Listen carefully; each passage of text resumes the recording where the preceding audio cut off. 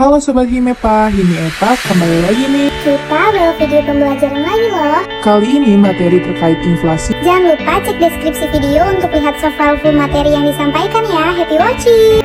Oke, pada video kali ini kita akan membahas materi tentang inflasi. Jadi kita pertama akan membahas mengenai pengertian dari inflasi itu sendiri. Yang kedua, kita membahas jenis-jenis inflasi. Yang ketiga, kita membahas indeks harga konsumen. Kemudian kita membahas bagaimana hubungan inflasi dengan perkembangan ekonomi dan hubungannya dengan kemakmuran masyarakat. Yang pertama, kita bahas terlebih dahulu mengenai pengertian dari inflasi itu sendiri. Jadi teman-teman, inflasi itu berarti kenaikan harga untuk semua barang yang dapat mengganggu atau bahkan mengancam perekonomian suatu negara. Perhitungan tingkat inflasi itu berguna untuk menggambarkan perubahan harga dari satu tahun ke tahun berikutnya. Dalam hal ini perlu untuk mengendalikan indeks harga konsumen dari satu tahun ke tahun tertentu dan seterusnya untuk membandingkan dengan indeks harga tahun sebelumnya. Nah, jadi ada 3 komponen yang harus dipenuhi untuk mengatakan bahwa inflasi telah terjadi. Yang pertama, jelas adanya kenaikan harga. Kemudian yang kedua adalah bersifat umum. Kenaikan harga komoditas tidak bisa disebut inflasi jika kenaikan itu tidak mengarah pada kenaikan harga secara umum. Nah, yang ketiga adalah berlangsung secara terus-menerus. Kenaikan harga secara umum tidak akan mendorong inflasi jika hanya sesaat. Nah, oleh karena itu perhitungan inflasi dilakukan dalam periode bulanan secara minimum. Karena dalam sebulan akan menunjukkan apakah kenaikan harga bersifat umum dan berkelanjutan. Waktu benchmark lainnya adalah triwulan dan tahunan. Jika pemerintah menyatakan bahwa inflasi adalah 10% pada tahun tertentu, itu berarti inflasi kumulatif adalah 10% per tahun.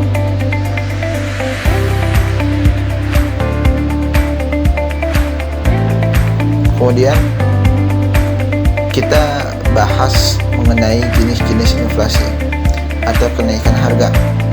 Yang pertama, berdasarkan pada sumber atau penyebab kenaikan harga-harga yang berlaku atau inflasi ini biasanya dibedakan kepada 2 bentuk. Yang pertama, demand pull inflation.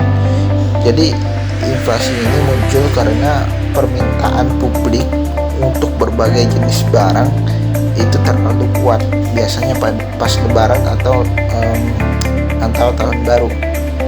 Nah, inflasi sisi permintaan ini dihasilkan dari peningkatan permintaan agregat di lapangan kerja penuh ketika kondisi produksi sudah ada kepercayaan konsumen dan bisnis, pasokan uang, pengeluaran pemerintah, tarif pajak, transfer bersih, dan ekspor. Kemudian yang kedua adalah inflasi dengan desakan biaya atau cost push inflation. Inflasi ini timbul karena kenaikan biaya produksi atau berkurangnya penawaran agregatif. Pada inflasi biaya produksi, tingkat penawaran lebih rendah dibandingkan dengan tingkat permintaan. Karena adanya kenaikan harga faktor produksi sehingga produsen terpaksa mengurangi produksinya sampai pada jumlah tertentu. Kemudian berdasarkan pada asal-usul inflasi, terdapat 2 bentuk inflasi. Yang pertama adalah inflasi yang berasal dari dalam negeri. Yang kedua adalah inflasi yang berasal dari luar negeri, di mana inflasi dari dalam negeri itu disebabkan karena pencetakan uang baru, panen gagal dan sebagainya. Kalau dari luar negeri itu adalah kenaikan harga barang impor. yang menyebabkan secara langsung menaikkan indeks biaya hidup, namun secara tidak langsung menaikkan indeks biaya produksi apabila barang-barang yang diimpor tersebut merupakan barang mentah yang akan digunakan dalam proses produksi di dalam negeri. Kemudian berdasarkan pada asal-usul inflasi, ada 4. Yang pertama, laju inflasi ringan di bawah 10% yang ditandai dengan kenaikan harga yang berjalan secara lambat dengan persentase yang lebih kecil serta dalam jangka waktu yang relatif. Jadi kemudian yang kedua, laju inflasi sedang 10-30% ditandai dengan kenaikan harga relatif cepat dan perlu diwaspadai dampaknya terhadap perekonomian. Kemudian yang ketiga, ada laju inflasi berat 30-100% ditandai dengan kenaikan harga yang cukup besar dan kadang-kadang berjalan dalam waktu yang relatif pendek serta mempunyai sifat akselerasi, yang artinya harga-harga minggu atau bulan ini lebih tinggi dari minggu atau bulan sebelumnya. Jadi bukan gapnya setahun gitu panjang, enggak, dia dalam gap yang waktu singkat, dalam waktu yang singkat kenaikan harga itu benar-benar melonjak tajam. Kemudian yang keempat adalah hyperinflasi lebih dari 100%, di mana inflasi yang paling parah akibatnya masyarakat tidak lagi berkeinginan menyimpan uang, nilai uang jauh merosot dengan tajam sehingga ditukar dengan barang.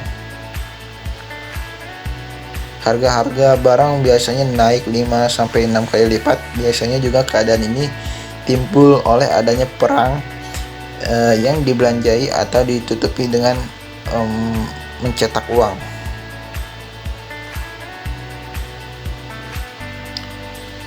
Kemudian yang selanjutnya kita akan membahas mengenai indeks harga konsumen.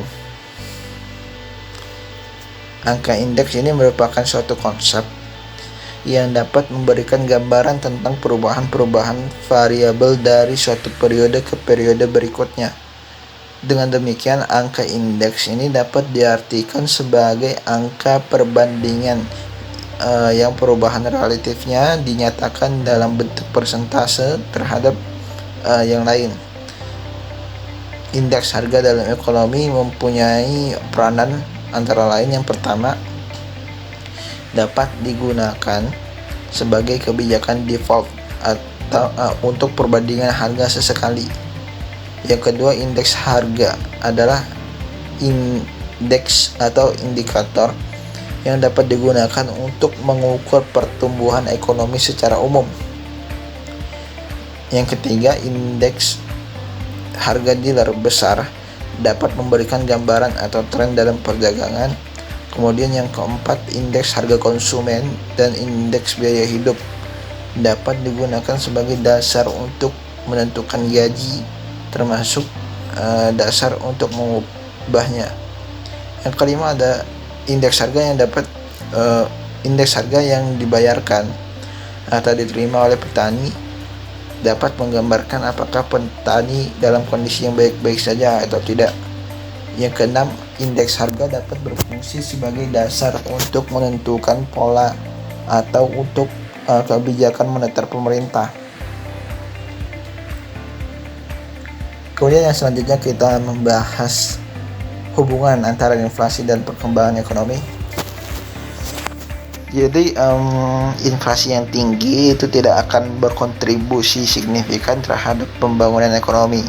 Meningkatnya biaya mempengaruhi kegiatan produksi yang sangat tidak menguntungkan bagi perusahaan. Oleh karena itu, investor umumnya lebih suka menggunakan aset mereka antara lain untuk berspekulasi pada pembelian properti, pabrik, dan peralatan seperti tanah, rumah, dan bangunan. Peningkatan harga akan merugikan perdagangan. Naiknya harga berarti bahwa barang-barang negara tidak dapat bersaing di pasar internasional, yang mengarah pada penurunan ekspor. Di sisi lain, semakin tingginya harga produksi dalam negeri akibat inflasi menyebabkan barang impor relatif murah, sehingga impor akan meningkat. Penurunan ekspor diikuti oleh peningkatan impor, menyebabkan ketidakseimbangan dalam aliran valuta asing, sehingga memperburuk posisi neraca pembayaran atau menciptakan defisit. Kemudian yang terakhir kita membahas bagaimana hubungan inflasi dengan kemakmuran masyarakat. Jadi teman-teman, di samping menimbulkan efek buruk atas kegiatan ekonomi negara, ternyata inflasi juga akan menimbulkan efek-efek lain terhadap individu masyarakat. Yang pertama, inflasi akan menurunkan pendapatan real orang-orang yang berpendapatan tetap. Yang kedua, inflasi akan mengurangi nilai kekayaan yang berbentuk uang. Yang ketiga, inflasi dapat memperburuk pembagian kekayaan. Penyebab inflasi terbagi menjadi dua, yaitu inti dan non-inti. Indikator inflasi inti adalah output gap, eksternal, dan ekspektasi. Dimulai dari konsumsi, ekspor, dan investasi yang mendukung permintaan, sedangkan investasi, produksi, dan impor mendukung penawaran. Kesenjangan antara permintaan dan penawaran agregat menghasilkan output gap. Dari sisi eksternal dan ekspektasi berasal dari inflasi dunia dan nilai tukar. Indikator inflasi non-inti adalah administered price and volatile food price. Administered price berasal dari pemerintah.